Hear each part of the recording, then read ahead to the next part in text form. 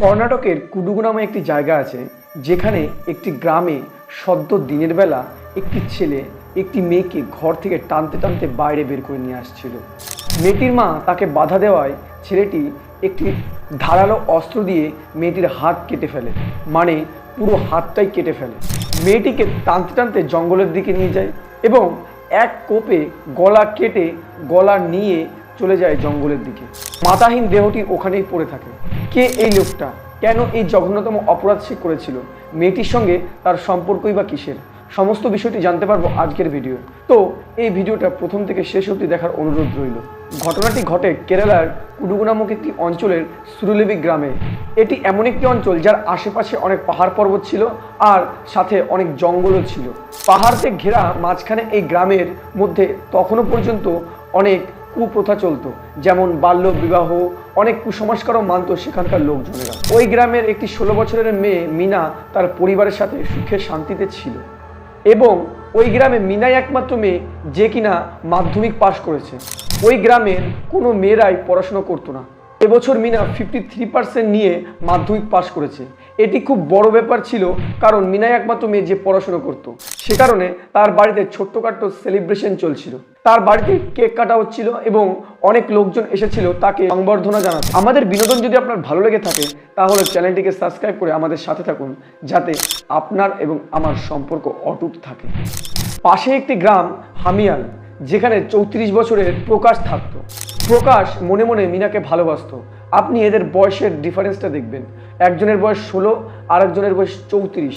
প্রকাশের গ্রামের লোকজন প্রকাশকে অনেকবার বোঝালেও সে বুঝতে চাইছিল না। সে মিনার প্রেমে অন্ধ হয়ে গেছিল। প্রকাশ এত পরিমাণেই তার প্রতি আসক্ত ছিল যে সে মিনার পরিবারের লোকজনদের বিয়ের জন্য রাজি করিয়েছিল। মিনার পরিবারের লোকজন বলেছিল মিনা মাধ্যমিক পরীক্ষার পরে মিনা এবং প্রকাশের বিয়ে দেবে। 9 মে মিনার মাধ্যমিকের রেজাল্ট বের হয় এবং সেই দিনই প্রকাশের বাড়ির লোকজনদের নিয়ে প্রকাশ মিনার বাড়িতে আসে বিয়ের দিনক্ষণ ঠিক করার জন্য। সকাল 11টা থেকে তাদের এই কথাবার্তা চলে এবং 2-3 ঘন্টা পর্যন্ত, মানে 1:30টা পর্যন্ত এই কথাবার্তা চলে। তাদের বাড়ি ছোট্টখাটো একটা অনুষ্ঠান হয়ে যায়।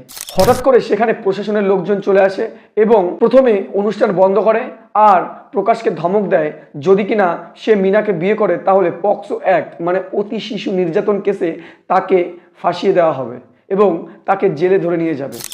এর সাথে সাথে তাদের বাড়ি আশীর্বাদ অনুষ্ঠান বা ছোটখাটো যে অনুষ্ঠানটা হচ্ছিল সেটি বন্ধ হয়ে যায়। প্রকাশ তার পরিবার নিয়ে বাড়ি চলে যায় এবং প্রশাসনের লোকজন মিনার মাকে বোঝায় যে এই গ্রামের মধ্যে মিনাই একমাত্র মেয়ে যে কিনা মাধ্যমিকে 53% নিয়ে পাশ করেছে, সুতরাং তার একটা সুযোগ পাওয়া দরকার পড়াশোনা পূরণ করার জন্য। মিনার মা কথাটা ভেবে দেখে এবং সে সিদ্ধান্ত নেয় যে সে মিনাকে একটা সুযোগ দেবে পড়াশোনা সম্পূর্ণ করার জন্য। প্রশাসনের লোকজন চলে যাওয়ার পর প্রকাশের বাড়ি থেকে মিনার মার কাছে কল আসে এবং মিনার মা জানায় যে মিনার 18 বছর বয়স না হওয়া পর্যন্ত সে তাকে বিয়ে দেবে না। প্রকাশ এতে একটু কষ্ট পায় এবং সাথে সাথে মিনার বাড়ি ছুটে আসে। মিনার মাকে বোঝানোর চেষ্টা করে। এই বোঝাপড়ার মধ্যেই তাদের মধ্যে কথা কাটাকাটি শুরু হয়ে যায়। এই কথা কাটাকাটি একটি ঝগড়ায় পরিণত হয়। মিনার মা প্রকাশকে বলে, তুই বেশির বেশি কি করতে পারবি? কথাটা শুনে প্রকাশের মনে বড় আঘাত লাগে এবং সাথে সাথে পাশে রাখা দাও দিয়ে মিনার মায়ের হাত কেটে দেয়। মিনাকে টানতে টানতে জঙ্গলের দিকে নিয়ে যায় এবং এক কোপে মিনার গলা কেটে মাথা নিয়ে চলে যায় জঙ্গলের দিকে। মাথাহীন দেহ পড়ে থাকে সেখানেই। পুলিশ তদন্ত শুরু করে এবং প্রকাশের খোঁজ চালু হয়। 3 দিন পর জঙ্গল থেকে প্রকাশকে উদ্ধার করা হয়। আশ্চর্যকর বিষয় হচ্ছে প্রকাশের হাতে তখনও পর্যন্ত মিনার কাটা মাথাটা ছিল, মানে 3 দিন যাবৎ সেই মাথাটা প্রকাশ হাতে নিয়ে ঘুরে বেড়াচ্ছিল। পুলিশ যখন প্রকাশকে জিজ্ঞাসাবাদ করে তখন প্রকাশ খুবই সাধারণভাবে উত্তর দিচ্ছিল।